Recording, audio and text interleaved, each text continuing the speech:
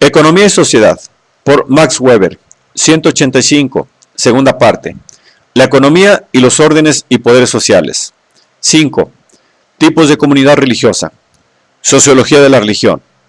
7. Estamentos, clases y religión. 10. A partir de la cautividad y formalmente también desde la destrucción del templo, los judíos fueron un pueblo paria. Esto es, en el sentido que aquí se le quiere dar, tan poco idéntico a la posición especial de las castas parias de la India, como por ejemplo el concepto de justicia Qadí, a los principios reales de la justicia del Qadí. Un grupo que se ha convertido en una comunidad hereditaria especial, sin ninguna organización política autónoma, en virtud, por un lado, de unos límites hacia afuera de la comunidad convivial y conubial, límites de carácter primitivamente mágico, tabú y ritual. Por otro, en vista de una situación social y políticamente negativa, privilegiada, unida a una actividad económicamente especial, las castas de la India negativamente privilegiadas, especializadas en sentido profesional, con su cierre al exterior garantizado por un tabú y con sus obligaciones religiosas hereditarias en cuanto al estilo de vida, se hallan relativamente lo más cerca de los judíos, porque también en ellas van unidas a la posición de paria esperanzas de salvación. Tanto las castas de la India como los judíos muestran la misma acción específica de una religiosidad paria. Encadenan a sus miembros tanto más estrechamente a ellas y a su posición de paria, cuanto más opresiva es la situación en que se encuentra el pueblo paria y, por consiguiente, tanto más fuertes las esperanzas de salvación que se vinculan al cumplimiento de las obligaciones religiosas ordenadas por Dios. Como ya se dijo, las castas más bajas procuran cumplir muy estrictamente sus obligaciones de casta, porque en ello ven la condición de una situación mejor en su reencarnación. El lazo entre Jehová y su pueblo fue tanto más indestructible cuanto más mortal fue el desprecio y la persecución que pesó sobre los judíos.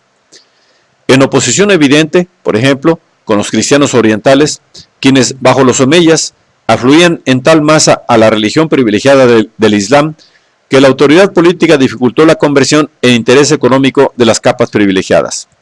Fueron inútiles las frecuentes conversiones forzosas y en masa de los judíos que hubieran procurado a estos todos los privilegios de las capas dominantes.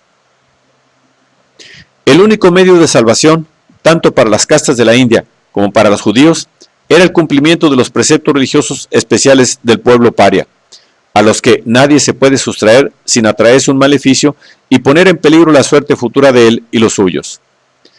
La diferencia de la religiosidad judía respecto de la religiosidad de castas hindú se halla en el tipo de esperanza de salvación. El hindú espera con el cumplimiento de las obligaciones religiosas el mejoramiento de su suerte personal al reencarnar. Por consiguiente, el ascenso o reencarnación de su alma en una casta superior. En cambio, los judíos esperaban para sus descendientes la participación en un reino mesiánico, el cual salvará la totalidad de la comunidad paria, convirtiendo su condición de tal en una posición de dominio en el mundo. Pues con la promesa de que todos los pueblos de la tierra tomarán prestado del judío y éste de nadie, Jehová no había querido dar a entender que su cumplimiento se realizaría en la forma de los modestos usureros del gueto, sino la situación de una típica antigua población urbana poderosa, cuyos deudores y esclavos por deudas son los habitantes de aldeas y villas subyugadas. El hindú trabaja también por un ser humano futuro. El hindú trabaja también por un ser humano futuro que solo tiene algo que ver con él bajo los supuestos de la doctrina animista de la transmigración de las almas, a saber, la futura encarnación de su alma, como el judío trabaja para su posteridad, y esta relación entendida de modo animista representa para él su inmortalidad terrenal. Pero, frente a la idea del hindú, que deja sin tocar la articulación de castas sociales del mundo y la posición de su misma casta, y solo quiere mejorar la suerte futura de su alma individual dentro de esa misma jerarquía, el judío esperaba la salvación propia personal justamente al revés, en forma de una subversión de la jerarquía social vigente a favor de su pueblo paria. Pues su pueblo fue llamado y escogido por Dios no para una posición de paria, sino para la de prestigio.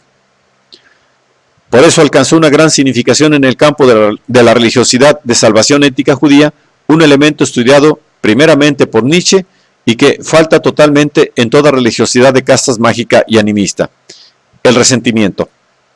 En el sentido de Nietzsche, se trata de un fenómeno que acompaña a la ética religiosa de los negativamente privilegiados, quienes, en una subversión directa de la antigua fe, se consuelan imaginando que la desigual repartición de la suerte se debe al pecado y a la injusticia de los privilegiados positivamente, que más tarde o más temprano deberá desencadenar la venganza divina contra ellos.